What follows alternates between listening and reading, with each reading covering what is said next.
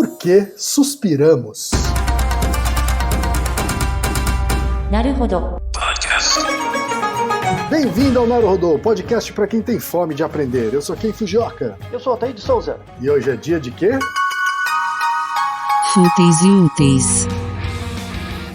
Altair, vamos para os recados da paróquia. Quais são? Número 1, vai no iTunes Store, dê 5 estrelas e faça o seu comentário. Isso aí. Número 2, indique um episódio do Naruhodo para alguém que nunca ouviu o Naruhodo ou mesmo nunca tenha ouvido um podcast. Vamos aumentar o tamanho de nossa podosfera. E número 3, Altair.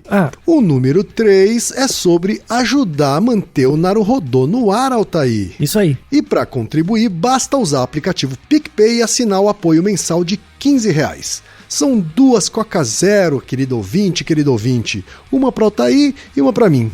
E como assinante, além da nossa gratidão, você terá 3 coisas. 1. Você terá acesso ao grupo secreto no Telegram, ou seja, assinante pode conversar com a gente e com a comunidade de ouvintes assinantes. 2. Você terá vantagens especiais. Por exemplo, assinante recebe os episódios no grupo secreto do Telegram antes de todo mundo. E 3, você receberá conteúdos exclusivos. Por exemplo, assinante recebe episódios que só são distribuídos no grupo secreto do Telegram. Então é isso. Baixe o aplicativo PicPay e assine o apoio mensal. Com o PicPay você ainda vai poder pagar boleto, transferir dinheiro entre amigos, recarregar celular, sacar o saldo em qualquer banco 24 horas sem taxa. E olha só, no primeiro mês de apoio ao Naruhodo, você ainda tem um cashback de R$15. Isso mesmo, você assina e recebe seus R$15 de volta. Tá? Agradecemos desde já e participem, por favor. É isso aí. Antes da pauta, mais um recado. Naruhodo está abrindo espaço para as mulheres podcasters, porque representatividade é importante também na podosfera. O destaque de hoje vai para o podcast Donas da Porra Toda, comandado pela Larissa Guerra e pela Marina Mels. Ouça o recado que elas deixaram para você, ouvinte do Naruhodo, e conheça o podcast Donas da Porra Toda. Olá, amigos do Naruhodo.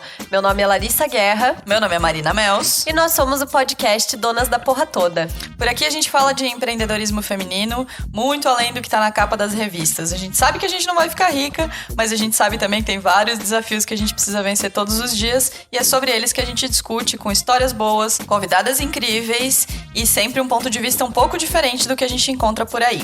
Entre os temas que nós já abordamos estão, por exemplo, síndrome de impostor, a solidão que é empreender, mudança de carreira e também assuntos mais leves, né? Como moda, como... Porque afinal, empreender tem seus perrengues, mas também é muito gostoso, é divertido e a gente adora. Então, para quem quiser conhecer a gente, nas principais plataformas de podcasts e também no Twitter e no Instagram, /Donas da Petoda. Um beijo, pessoal. Até!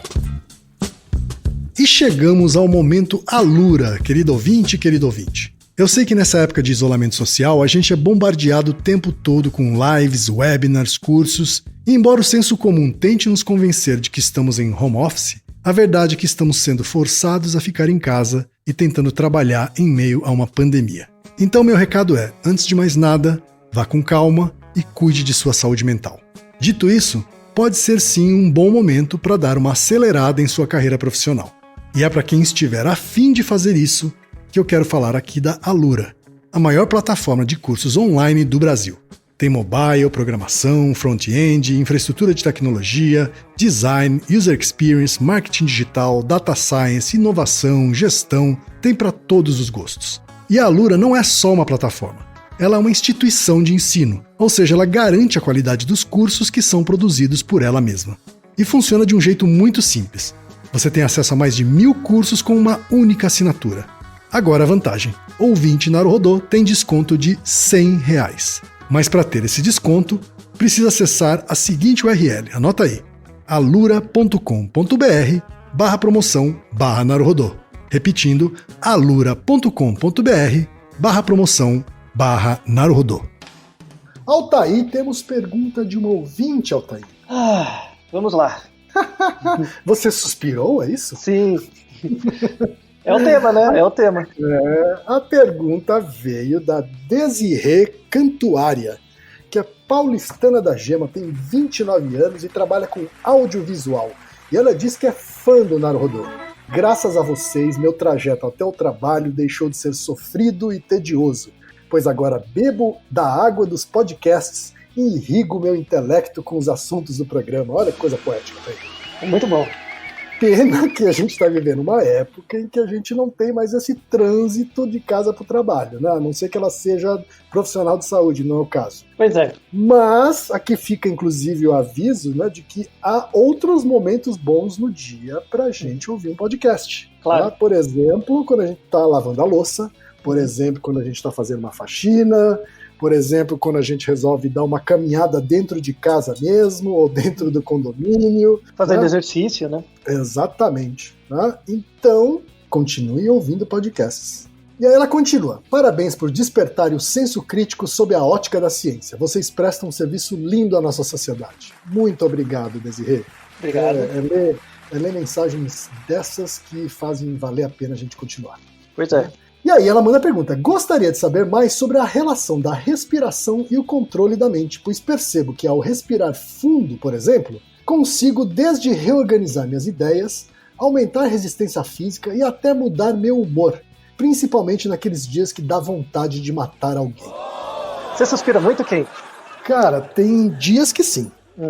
Tô tentando lembrar em que momentos em que eu respiro de maneira mais frequente. Você acha que é um comportamento inconsciente? Acho que muitas vezes sim. Muitas vezes eu só percebo que suspirei depois que eu já suspirei. E quando você imagina um personagem de filme ou de desenho suspirando, por que você acha que ele estaria fazendo isso? Porque está expressando algum tipo de emoção, certo? E qual que é o seu palpite da emoção? A emoção é um pouco de cansaço. Uhum. Não, é próximo do cansaço, assim, sabe? Do cansaço, da preguiça. Uhum. Que acho que também são emoções que, quando são despertadas em mim, acabam fazendo eu suspirar. Uhum. Né? Você acha que alguém suspira quando tá triste? Acho que suspira quando tá triste. Acho que suspira também. Existe aquele clássico, né? Suspirar quando tá apaixonado. Uhum. Enfim, acho que tem a ver com alguma mexida nas emoções aí. Isso. Então, o caminho é bem por aí, tá? Esse episódio de hoje, ele entra numa cadeia de outros episódios que todos são relacionados, no fundo, com o comportamento de respirar. As pessoas acham... de novo, eu até trago à tona esse tema que é importante. Assim, as pessoas têm medo de fazer perguntas óbvias. Porque, na verdade, a obviedade está na pergunta, mas não na resposta. Tá? Claro. Então, essa pergunta, por que... Manda mais perguntas desse tipo, não é isso, Altair? Isso. Aquela Prosaicas. Perguntas pergunta prosaicas, perguntas que aparentemente parecem bobas, mas essas são as que dão os melhores episódios. Exato. As perguntas que você tá com medo de perguntar, as que você tem que mandar. Tá? Não tenha medo. Você não precisa pôr seu nome se você ficar com vergonha, mas manda a pergunta. Tá? podcast@naruhodo.com.br. Muita gente pergunta o e-mail, porque acho que não ouve o finalzinho do episódio. Então é podcast@naruhodo.com.br. Então, esse episódio ele entra numa cadeia de outros episódios que quem não ouviu pode ouvir, que todos são relacionados com respiração. Por exemplo, o episódio 189, que é por que a gente revira os olhos. O comportamento de revirar os olhos, assim, quando a gente faz né, ou revira os olhos fazendo isso, é também uma suspirada, né? Em geral é associado com um suspiro. Tem um episódio também 149, que é por que a gente dá risada. Tem o 206, que é porque a gente chora. Tem o 181, que é porque a gente soluça. E tem o 224, que é porque a gente espreguiça de manhã. Verdade. Todos esses episódios são relacionados com a respiração. Respirar é o comportamento básico que dá origem à vida e tudo aquilo que a gente faz. Tá? Então, não importa... E é aquele movimento que, na maior parte do tempo, a gente está fazendo inconscientemente, não? Isso, exatamente. Então, respirar é um comportamento que marca e nos une todos. Desde as nossas células respiram também de forma rítmica, né, os sistemas biológicos internos das células. Todos os organismos, até a gente, não importa quem você é, desde de 9 a 90, do faxineiro ao presidente do banco. Todo mundo respira. Tá? E quando você para de respirar, isso marca o final da sua trajetória. Então, por isso que respirar é um comportamento muito importante e que gera exadaptações, né, gera adaptações ao ambiente que marcam a nossa relação com as nossas próprias emoções. Então, quando você coloca o ar para dentro, depois você solta o ar, né, dependendo do que está acontecendo no ambiente, quando você solta o ar, você pode dar risada, você pode chorar, você pode soluçar, você pode se espreguiçar, você pode revirar o olho e agora você também pode suspirar. Entra bem nessa cadeia. E como não podia deixar de ser, vamos usar nosso amigo Aristóteles também para explicar as 4 causas do suspiro. O Ken mesmo deu vários exemplos de momentos, né, em que... situações, né? Que são associadas com suspiro. Tá? Então, vale a pena falar um pouco disso como causa eficiente, mas a gente vai começar na causa material. Não sei se você sabe, Ken, mas o artigo que mostrou a neurofisiologia por trás do suspiro, né, do porquê a gente suspira, só foi publicado em 2016. 2016, olha, muito recente, meu pai. Muito recente. O primeiro registro científico do comportamento de suspirar, apesar de ser algo muito prevalente, né, foi escrito em 1919, tá? Por um pesquisador chamado Haldane, né, da fisiologia. Ele descrevia comportamento que ele observava pessoas, mesmo sem perceber, a pessoa fazia uma parada respiratória, inspirava, né, suspirava e depois voltava a respirar normalmente. Mas ele chegou a fazer experimentos para observar isso, é isso? Sim, ele observava no comportamento dos pacientes, assim que as pessoas suspiram normalmente. Ele foi o primeiro que fez um relato da frequência e do padrão respiratório. Que quando a gente respira, é esperado que a gente respire com uma certa constância. A gente não pode respirar muito fundo e muito raso e ir variando.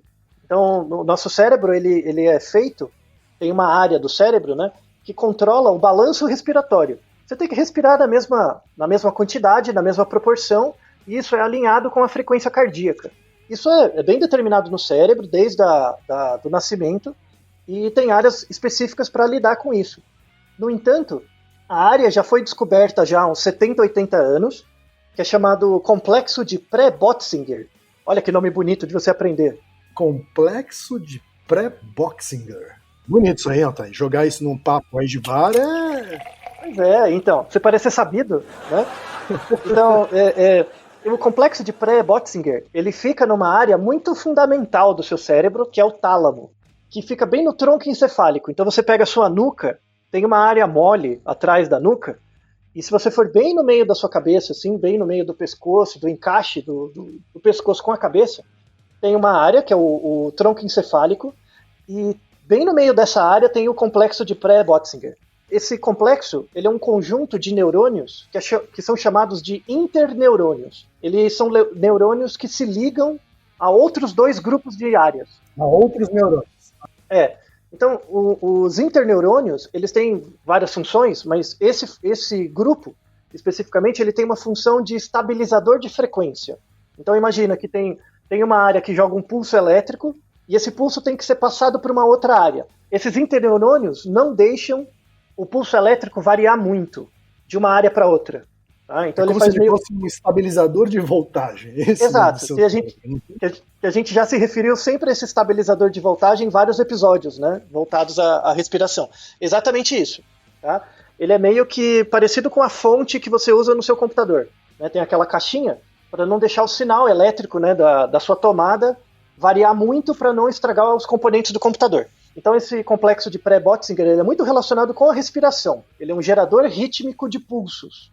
Essa área já era bem conhecida, ela é associada quando você tem algum problema ali, né, nesse gerador, ele gera morte num período muito inicial da vida, né, porque é uma área muito básica, tem a ver com a respiração. Ele é muito associado com um fenômeno que ocorre em recém-nascidos, que é chamado morte súbita infantil. Que a criança não tem nada, nenhum problema visível, de repente ela amanhece morta. Não é prevalente, é uma coisa rara, mas acontece porque dá pau nessa área. Né? Então você perde a ritmicidade da respiração e a criança tem uma parada cardíaca. É ligado a questões genéticas e tal, mas é bem raro. Você tem uma parada respiratória e em seguida a parada cardíaca, é isso? Isso, aí tudo para de funcionar, né? Para de ter oxigenação, o coração para e tudo mais. Tem vários neurotransmissores relacionados com essa área de Pré-Botzinger, o GABA, glutamato, serotonina, adenosina, várias. Tá? Então, o que tem que ficar claro é que essa área é muito básica. Se der ruim nessa área, você morre. Tá? Ela é fundamental, assim. E ela é relacionada não só com o comportamento respiratório, mas também com o comportamento de suspirar. Então, do ponto de vista fisiológico, né, primeiro, né, antes da questão da emoção, o que é o suspiro? Segundo a definição desse artigo de 2016, suspirar são respirações longas e profundas que expressam comportamentalmente tristeza, alívio ou exaustão, e do ponto de vista fisiológico, suspirar expressa uma repadronização do padrão respiratório. Tá? Então, tem essa questão material, né? Então você às vezes suspira sem perceber, só para reorganizar a sua respiração, tá? Porque se você pensar os seus pulmões são como um balão, né? Então ele enche e esvazia, né? E ele tem que fazer esse exercício, né?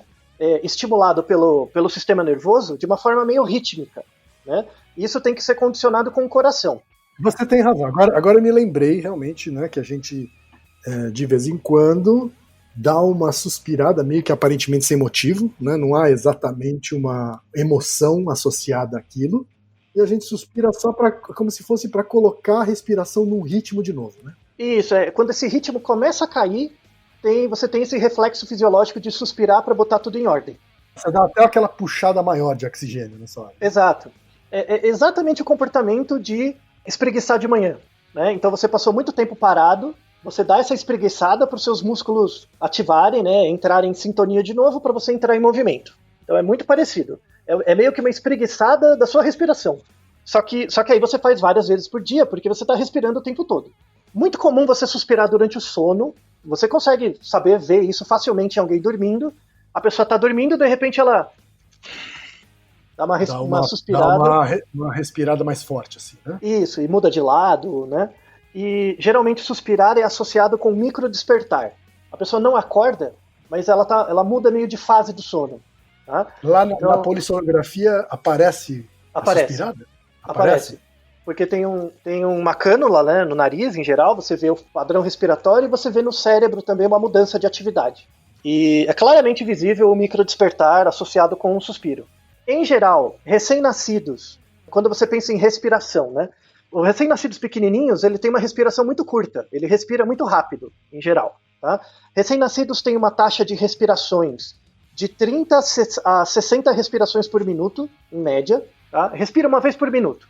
Crianças têm entre 20 e 25 respirações por minuto, e adultos, a partir de 20 anos, têm de 12 a 22 respirações por minuto.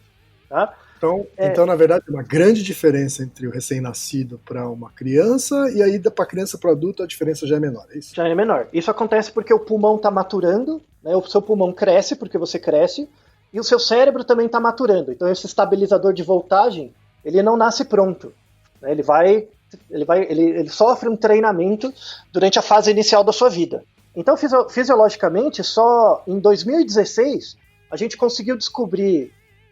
Já se sabia que tinha essa área do complexo de Pré-Botzinger lá, mas não sabia exatamente como ele agia, porque os pesquisadores achavam que esse estabilizador de voltagem era algo elétrico. E eles viram que não é assim. A gente suspira, né, esse padrão de suspirar, na verdade é um estabilizador de voltagem químico. Imagina um neurônio no meio e 2 neurônios, um de cada lado. Esse neurônio no meio ele tem que estabilizar a voltagem que entra e que sai, né, para manter constante. Tá? O que as pessoas achavam era que esse neurônio era tipo um capacitor, era tipo um estabilizador mesmo. Né? Entrava um pulso elétrico e ele estabilizava e passava o pulso elétrico de forma constante do outro lado. O que eles descobriram em 2016 que não é um sistema elétrico, é um sistema químico. Então, o primeiro neurônio manda um sinal para ele, esse interneurônio, ao invés de mandar um pulso elétrico apenas, ele manda um sinal químico. E esse sinal químico que dá o padrão de atividade do próximo neurônio. Então é bem mais complicado do que parece. Recomendo muito para quem for do povo da célula ou do rato, que gosta de bancada, o povo das biológicas, a leitura desse artigo. É um artigo de 2016 que saiu na Nature. Tá? É um artigo na Nature mostrando por que a gente suspira. Porque isso tem várias aplicações para entender várias doenças e tal, né? Então, se você tem um problema nessa área do cérebro, não adianta eu fazer uma estimulação elétrica, tem que dar um remédio químico. Então, é bem interessante esse trabalho. Saindo mais dessa parte material, assim, né? E indo agora para o pulmão. Essa área, né? Essa área de pré-Botzinger, ela recebe o sinal tanto indo quanto voltando. Então, a gente suspira por 2 razões.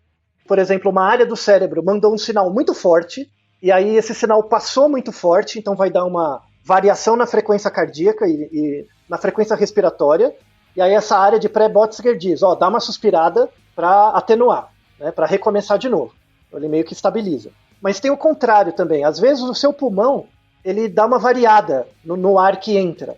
Então, por exemplo, imagina que você sai de um lugar que tem muito oxigênio e vai para um lugar que tem menos oxigênio, tem mais gás carbônico. Você vai começar, sem perceber, a suspirar também. Por quê? Por que isso? Tem a ver com o ambiente. O ar que está entrando no seu pulmão não tem tanto oxigênio quanto deveria.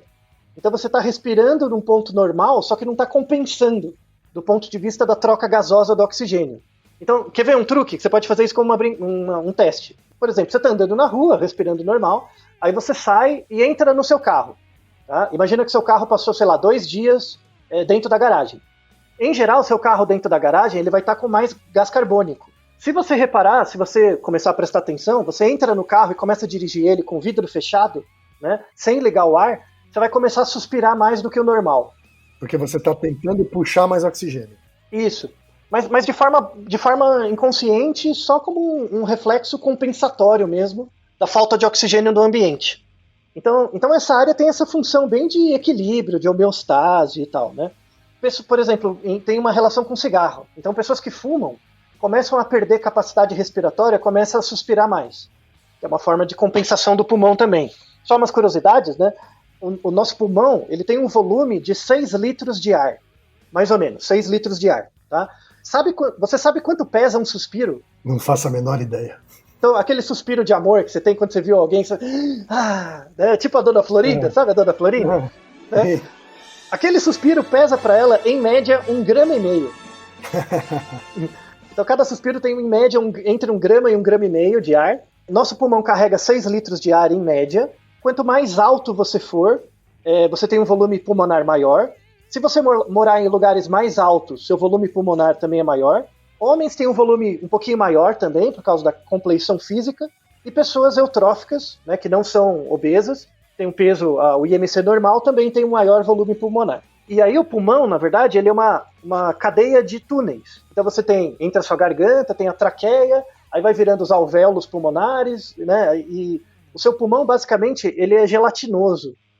Se você vê o pulmão vivo, assim, ele é uma estrutura bem mole, ele é maior do lado direito do que do lado esquerdo, porque o nosso coração, ele não é simétrico, né, ele é maior para um lado do que para o outro, então o pulmão é maior do lado direito do que esquerdo. Ele é uma estrutura bem mole, assim, e que tem muitos canais, e os canais por onde o ar passa vão ficando cada vez menores. Tá? Então ele começa pela traqueia, que é bem grande, e vai ficando cada vez menor. Se você pegar todos esses canais e somar as distâncias deles, só para você ter uma ideia da nossa capacidade pulmonar, um pulmão normal, de uma pessoa normal com 70 quilos, tem 2.400 quilômetros de vias aéreas, em média. Caraca, como assim? 2.400 quilômetros. Ele é muito, muito densamente irrigado de sangue e canais, por onde o ar passa. Quer dizer, são canais muito, muito finos. Muito, muito, cada vez mais finos e tal. Se você for fazer uma viagem entre esses canais de férias, né, é como se fosse mais do que daqui em Manaus. Né, é mais longe. Né? E esses canais chegam nas pontinhas, que são saquinhos, né, que são os alvéolos, e cada pulmão, e um pulmão tem em média entre 300 e 500 milhões de alvéolos. E quando ele está perto do alvéolo, é o momento em que ele está mais fino ou ele engrossa de novo? Não, ele tá mais fino. Até chegar no alvéolo, ele vai ficando cada vez mais fininho, né? Tá. E quando chega num alvéolo, é um saquinho, e esse saquinho é onde acontece a troca gasosa, né? Onde o gás carbônico sai, entra o oxigênio e tem as trocas ali. Como a gente tem uma capacidade pulmonar muito grande, muito maior do que a gente precisa em média, por isso que demora anos, por exemplo, você fumando, demora anos para você perceber problemas pulmonares, porque a nossa capacidade respiratória é muito maior do que a média. Um outro dado interessante também, se fosse possível você pegar o pulmão e esticar ele, né, porque ele vai dobrando, né, ele é todo dobrado. Se você fosse esticar ele igual a uma lona, sabe? Você pega um pulmão de uma pessoa normal e vai esticando, só para você ver o tamanho da área onde os alvéolos estão, né, esses 500 milhões. Se você conseguisse abrir o pulmão, a área que ele ocupa é do tamanho de uma quadra de tênis. Caraca! Só pra você ter ideia. É por isso que tem fumante que fuma 30 anos né, porque tá gastando o que tem demais. Né, o que não é bom, na verdade, porque quando precisar, você se ferra. E uma dose de sorte também, né? Porque bastante. Não necessariamente precisa demorar tudo isso, assim, pra ele se ferrar. Exato. Porque porque o problema maior não é você perder a capacidade pulmonar. O pior é você ter o câncer, porque alguma das células diferencia e dá um câncer. E aí por isso que cânceres de pulmão são muito agressivos. Porque tem muita célula, é muito densamente povoado ali, e aí cresce muito rápido. É, muito fácil de se multiplicar, né? Exato. Uma outra curiosidade interessante dos pulmões é que mulheres grávidas perdem, em média, 20% da capacidade pulmonar. Porque o bebê vai crescendo na barriga e pressiona o pulmão, pressiona o diafragma, e aí o pulmão perde 20% da capacidade. Né? Que depois volta. Depois volta quando nasce, mas você vê, né, que muitas grávidas, por exemplo, nem sentem falta de respiração, falta de ar, nem nada. Porque o nosso pulmão tem uma capacidade muito maior. Né? Sim. Então, veja que é uma estrutura muito intrincada, né? Então são muitas áreas, tem que vir do cérebro, os nervos têm que ir até o pulmão, tem que ter toda a troca química, né? A troca gasosa, e isso é um sistema que tem que estar bem organizado. E a área que organiza tudo isso é esse complexo de pré-Botzinger. Então, parabéns a ele, né? Um baita trabalho, né? Parabéns ao pré-Botzinger. Pois é. Imagina, o controle de qualidade dessa área. Porque se der pau nele uma vez, você morre. Né? Uhum. Então a seleção natural aí, ó, trabalhou bem, viu? O ISO 9000 aí tá funcionando bem. Né? E esse nome aí tem a ver com a pessoa que descobriu essa parte do nosso pulmão? Essa parte, o Botzinger, sim. E essa área de Botzinger, como ela é muito básica, ela é encontrada em todos os mamíferos. Né? Todos os mamíferos basicamente têm essa mesma estrutura. Tá? Com a mesma função. Eu falei que é no pulmão, né? Que bobagem. É a área no cérebro, né? Claro, no cérebro. Mas ela é comum a todos os mamíferos e sempre com a mesma função. Assim. Então mostra que é um comportamento muito, muito básico. Né? E da onde que saiu disso, né, do cérebro e tal, da respiração? Por que isso é associado, por exemplo, com igual a nossa ouvinte falou, aliviar a tensão quando você quer matar alguém? Né? Você dá aquela suspirada, né? Da onde que saiu isso? Porque esse organismo que respira, né, e ele tem uma causa material e formal para manter essa respiração constante, né, para possibilitar a homeostase de todos os sistemas biológicos, esse organismo ele não está sozinho no mundo, ele está interagindo com o ambiente. Então, a primeira causa formal do suspiro é quando o indivíduo está no ambiente e esse ambiente tem um balanço de gás carbônico e oxigênio. Quando esse balanço de gás carbônico e oxigênio muda, isso altera tanto a captação de oxigênio pelo pulmão, avisa o cérebro, e aí essa área dá uma suspirada para compensar. Isso acontece, tá? Então tem essa causa formal. Mas depois tem causas eficientes, porque o organismo não vive sozinho, ele vive no meio de outros organismos. Então, por exemplo, tem aí começou a surgir a relação entre suspirar e o comportamento, que é bem mais recente. Existe um artigo muito legal, em 2005, ele foi reproduzido depois, que avaliou suspiro em rato. Sabia que rato suspira? Imagino que sim. O rato faz. Agora que você me falou que todo mamífero suspira, ou que todo mamífero tem o complexo de pré-Botzinger. Então. Mas o rato faz esse suspiro de... Ele faz isso, sabe? Mas em que contexto? Aí você associa com comportamento. Inclusive o título desse artigo é muito legal. O título do artigo é algo como Ratos suspiram de alívio. É um artigo que mostrou que rato suspira e suspira por causa do alívio. Porque ele se sente aliviado. É bem interessante. Ele, de certa forma, está associado a uma emoção. É um display de emoção, né? Um display comportamental de emoção. Um experimento bem interessante. Eles pegaram um conjunto de ratinhos, né, colocavam numa caixinha, sem controle do rato, né, ele estava dentro da caixinha, ele não sabia quando, tocava um som muito, muito grave, muito agudo, né, para ele, tá? E incomodava o rato. Então o rato estava na caixinha, de repente viu uma buzina, né, no rato. E aí incomodava, ele ficava com medo e tal, né? Depois de feito esse pré-teste, né, o rato ficava ali meio tenso. Eles começaram a colocar uma pista ambiental, tipo uma luzinha. Toda vez que essa luz aparecia, o rato tinha certeza de que não ia ter o som. Tá? Então a luzinha era um antecipador de um evento positivo, né, que era a falta do som ruim. E aí eles percebiam que toda vez que aparecia a luzinha, o rato suspirava. Então imagina, você tá dentro da caixinha, aí você ouve uma buzina no seu ouvido, né? Aí você olha a luzinha, não vai ter. Né, você fica aliviado. Então, e eles viram que era muito sistemático isso nos ratinhos, assim. Independia de aprendizagem. Mesmo ratos muito novinhos já tinham isso. Então, pelo menos a gente vê que outros organismos suspiram de alívio. Em símio, macaco, chimpanzé, bonobo, você vê isso muito. o bichinho paradinho lá, de repente ele dá uma sentadinha, ele faz esse comportamento. Você suspirar de alívio é algo muito útil, né? É muito útil evolutivamente. Por quê? Imagina que nós somos dois bichinhos, né? A gente está no meio do mato. Se você vê que eu estou suspirando de alívio, isso te dá uma indicação ambiental de que o ambiente está seguro. Entendi. Você entende? Porque, de certa forma, você não está tenso, certo? Isso. Se eu consigo suspirar e mostrar para você que, para mim, pelo menos, o ambiente parece seguro, é contagioso. Não sei o quão honesto, mas é um sinal de que parece que está tudo bem. E é muito comum em predados, né? Organismos que são predados têm muito esse comportamento de espalhamento do suspiro, assim, né? O suspiro tem esse papel ligado à causa final, que é a sobrevivência, como um sinal relativamente seguro de que parece que está tudo bem no momento. Se ele está relaxando, parece que eu posso relaxar também. Tá? É essa a ideia. Para o indivíduo, né, quando eu vejo você suspirando, isso me dá algum alívio. Né? Pelo menos está tudo bem por enquanto. Mas para o organismo, é meio que um mecanismo de antecipação do estresse. Né? O suspiro tem uma característica de antecipar o estresse. Então, por exemplo, isso tem vários exemplos na sua vida. Imagina que você fez uma prova, né? Uma prova difícil e tal. Aí você termina a prova, você... terminou a prova.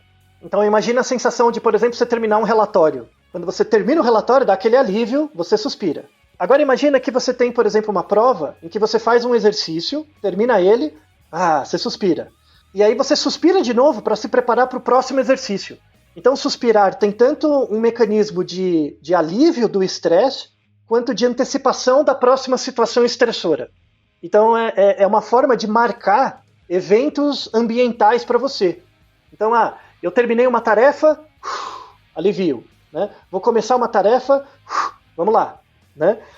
E tem tudo a ver com a respiração. Né? Quando você está focado em você mesmo, o suspiro dá essa marcação comportamental para o seu próprio corpo. Claro, a gente tem inclusive a expressão, né? Respira fundo e vai. Né? Isso acabou sendo cooptado pela linguagem, né? Então é bem interessante mesmo a importância desse comportamento, né? E aí aparecem vários artigos que exploram isso, né? Essa dimensão mais emocional. Como o comportamento de suspirar, ele é relacionado tanto com o final de uma tarefa, ou seja, é alívio, quanto o início de uma outra tarefa, né? Que aí é uma nova situação de estresse. Uma coisa interessante é que, aí eu vou mostrar 2 artigos, que mostram que as pessoas têm muita dificuldade de perceber o sentimento relacionado ao suspiro no outro. Tá? Então imagina que eu olho para você suspirando. Em geral, para mim, não é um sinal muito honesto de que emoção você está expressando. As pessoas têm muita dificuldade com isso. Um artigo é de 2009, que eles pegaram 115 pessoas, colocaram elas na frente de um computador com um fone de ouvido. E aí, é o mesmo experimento do rato, tá? É um modelo humano do experimento do ratinho. A pessoa estava lá ouvindo com o fone, de repente aparecia um som horrível, do nada, né, nela. E aí ela ficava puta, né? Teve até interessante lendo o artigo, porque acho que 10% da amostra desistiu. Falei, eu não vou ficar aqui ouvindo essa merda não. Né? E desistiu. Tá? Porque era um som chato. Era desagradável. Uhum. O som era chato mesmo. E aí as pessoas ouviam o som, não sabiam muito bem o que fazer para evitar, e aí elas perceberam que na tela, né, aparecia formas geométricas. Toda vez que aparecia a forma A, em 100% das vezes, não ia ter o som ruim depois. Então toda vez que você olhava e aparecia um A, por exemplo, você sabia que não ia ter o som depois. Quando aparecia o som B, com certeza ia ter o som. Então tinha um sinal na tela que mostrava que não ia aparecer o som, e era honesto, não era mentira. Tinha um outro sinal que mostrava que com certeza ia ter o som, e tinha um terceiro sinal que em 50% das vezes aparecia, em 50% não aparecia o som. Tá? Só que aí o truque... Ele mentia metade das vezes. Isso. Só que o truque era que eles estavam monitorando a frequência cardíaca da pessoa e também a respiração. E eles queriam ver o padrão de suspiros que as pessoas faziam. Quando aparecia o som que você sabia que depois não ia ter o som, tinha uma quantidade 70% maior de suspiros, né, involuntários. Então era meio que uma sensação de alívio mesmo. Mas também, quando aparecia o sinal que com certeza ia ter o som, a pessoa também suspirava, né, que era meio que uma preparação para o estresse. Tá. sabe? Então, mesmo numa situação mais estressante, o fato de ser previsível e ele se cumprir faz Isso. com que a pessoa suspire inconsciente, involuntariamente. Muito bem. Então, você pode suspirar em situações boas e ruins. Porque a questão não é a emoção positiva ou negativa, é a antecipação. É uma preparação. É o cumprimento da expectativa ou não, né? Exato, isso. Por isso que é muito difícil, por exemplo, às vezes você vê alguém respirando, ela está aliviada ou ela está triste. E você não sabe, né? Você tem dificuldade de detectar isso. E aí entra num outro artigo, muito legal também, de 2008, que eles fazem o seguinte, eles pegam 112 pessoas, aí eles escrevem uma história. A pessoa tem que ler uma história, tipo, você tá lendo um romance e o personagem tá lá suspirando por alguma coisa. Então, eles escreveram uma história neutra e no meio da história a pessoa suspirava. Tipo, estava descrevendo o comportamento dela, ela suspirava. Depois que as pessoas leram a história, perguntavam para ela por que a pessoa suspirou, né? Qual o motivo, tá? Que elas achavam. A maior parte das pessoas associava o suspiro do terceiro com tristeza. Tá? Então, eu não sei por que ele está suspirando, mas eu acho que ele pode estar triste. E aí era interessante, dependendo do enredo da história, as pessoas atribuíam sensações diferentes, emoções diferentes. Então, por exemplo, quando você está lendo uma história de um terceiro, e esse terceiro está sozinho, a frequência de pessoas que dizia que esse terceiro está triste era maior. Então, se você está lendo a história de alguém que está sozinho, provavelmente, e a pessoa suspira, provavelmente ela deve estar triste. Se essa pessoa estava junto com outras pessoas, a frequência de dizer que ela estava triste era menor. E aí depois fizeram um outro experimento em que eles contavam uma história, mas essa história se relacionava a você. Então, imagine que você está numa situação A, B e C e você suspira. Tá? Você. O que você acha que você estaria sentindo? A porcentagem de pessoas que disse que provavelmente estaria triste na situação era quase zero. Quando é você na história, as pessoas associavam a história com estar frustrado, ou estar desestimulado, ou estressado. E não usa a palavra triste, é isso? Não usa triste. Então, quando a história é com você e você suspira, provavelmente você está ou entediado ou frustrado. Quando é no outro, provavelmente ele está triste. Mas a gente está falando de emoções aí que estão mais ou menos na mesma categoria, assim, né? Tem uma diferenciação semântica aí. É que você está frustrado, né? É muito... Frustração está mais perto da tristeza do que da alegria, certo? Isso sim. Mas assim, a frustração é muito dependente do comportamento. Sim. Então, por exemplo, quando eu olho você... Tem a ver com expectativas não correspondidas. Isso. E tem a ver com uma expectativa comportamental. Então, quando eu olho para você, que é um terceiro, e você suspira, eu não estou vendo o que você está fazendo, né? Qual é o seu comportamento. Então, eu associo com coisas mais abstratas. Aí eu digo que você está triste. Quando sou eu... Eu diria até mais genéricas, assim, né? Não é só abstrato, genérico, né? Mais vagos mesmo, né? Porque você não tem informação, né? Isso, mais vago, exatamente. Mas quando você está na história, e a rigor você se conhece, e se você não está triste, você não está triste, né? Porque você sabe o seu estado interno, em média. Então você associa com coisas mais tangíveis, daí vem a frustração. Eu diria que é muito isso, assim, acho que você consegue ser mais preciso. Exatamente. E é interessante, né? Porque o nome cultural que a gente usa pro comportamento leva em conta o grau de informação que a gente tem do fenômeno. Quando é o terceiro, ele tá triste. Isso é muito interessante. Isso é muito interessante. Porque quando você julga o outro, você tem muito menos informação e acaba usando conceitos mais vagos. Isso. Você vê que sai do cérebro, né? Sai de uma área ligada à respiração, que é ligada no seu pulmão. Que o seu pulmão não diz o quão triste ou feliz você tá. Mas o pulmão junto com o cérebro funcionando em todos os seus sistemas, durante a sua história de vida, você aprende a associar esses comportamentos em função da informação disponível no ambiente, com vários eventos relevantes. Muito interessante, né? Por isso que o mais legal são as perguntas bestas, entre aspas, bestas. Porque mostra coisas muito básicas da onde todos os comportamentos biológicos e culturais emergem. É algo sensacional, assim. Não, e é interessante como essa análise, sob o ponto de vista das 4 causas, faz com que essas coisas se entrelacem, né? Uma coisa que começa com funções biológicas, mas estão completamente relacionadas a estados emocionais. Exato. E também quebra essa falsa dicotomia idiota entre cultural e biológico e entre inato e aprendido, que é o caminho que temos que seguir a partir daqui para fazer uma observação dos fenômenos complexos que vivemos de uma forma mais integrada. E aí vem de novo quebrar essa bobagem de exatas humanas biológicas. Todo mundo é meio mal formado, então você tem uma perna comprida e uma curta, só que pessoas têm pernas compridas e curtas diferentes. E esse é o problema, a ideia é mitigar essas diferenças. E para encerrar, Ken, se você pensa, por exemplo, na literatura, né, ou desenhos, coisas do tipo, né? Então, quando você, principalmente desenhos animados mesmo, se você parar para pensar, os personagens, eles suspiram muito. E tem um trabalho também, que vamos deixar na descrição, que é bem interessante, que compara desenhos japoneses, animes, né, com desenhos da Disney. Que tem padrões diferentes e tal. Os desenhos mais antigos da Disney, tá? Não esses mais novos. Pega os desenhos antigos, sei lá, Cinderela, o Mickey, né, mais antigos. Os personagens da Disney mais antiga, dos anos 70, 80, por exemplo, eles suspiram muito mais do que os personagens de desenhos japoneses. Você tem um palpite do porquê? Não tenho palpite, Altair. Você não tem nenhum palpite? Não tenho. Pensa um desenho japonês, né? O padrão do desenho é menos realista. Ele é mais esquemático, né?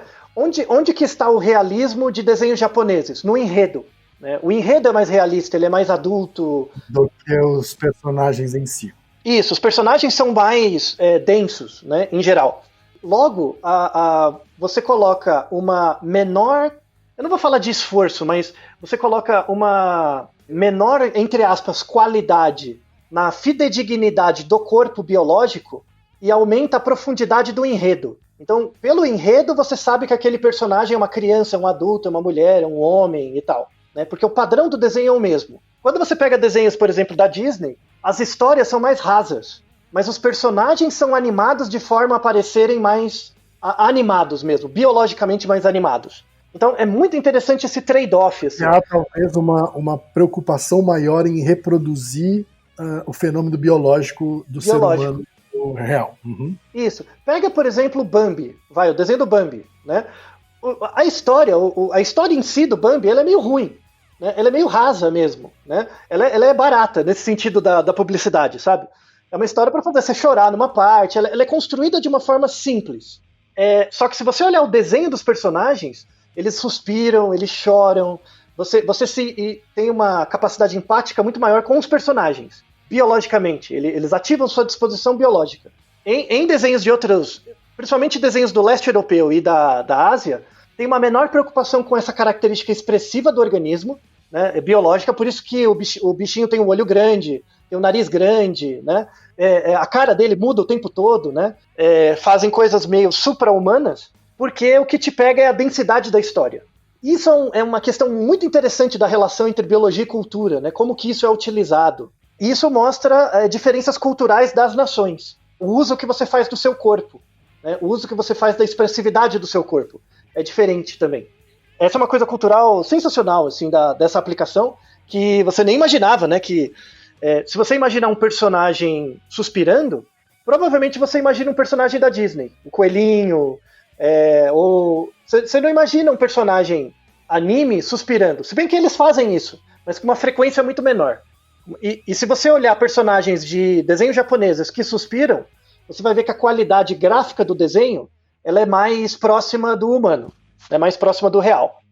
Existe um estudo sobre isso, comparando essas duas escolas de animação, vamos dizer assim. Isso, que é um estudo sério, sabe, de quê? De semiótica. Uhum. É um estudo da área semiótica mesmo, só que a semiótica séria, não essa semiótica que se acha de humanas, não, uma semiótica que incorpora aspectos biológicos em vínculos culturais para aí mostrar o sentido que as pessoas criam de fenômenos. Isso é meio que uma puxão de orelha do povo da semiótica, vai estudar biologia. Você tem muito para contribuir para discussões culturais, entendendo a fisiologia do nosso organismo e como o nosso corpo reage a certas situações e a interação disso com aspectos culturais, né? É algo fundamental. Então, espero que a Desirê agora perceba que essa vontade de matar pessoas que ela tem eventualmente é adaptativa, é importante. Muitas vezes ela vai ter vontade de matar alguém, vai suspirar perto de alguém.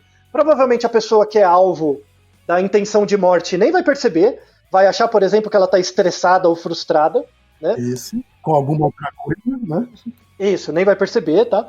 Então, às vezes, você olhando uma pessoa, ela pode suspirar porque ela está estressada, porque ela está frustrada, ou porque ela terminou uma tarefa, então ela está aliviada, ou simplesmente porque é o reflexo do pulmão dela, que automaticamente, sem que ela perceba, está refinando o padrão respiratório dela. Então, caso você tenha dúvida sobre isso, pergunte à pessoa por que ela suspira. Tá certo, Altair. E Naruhodô, ilustríssimo ouvinte.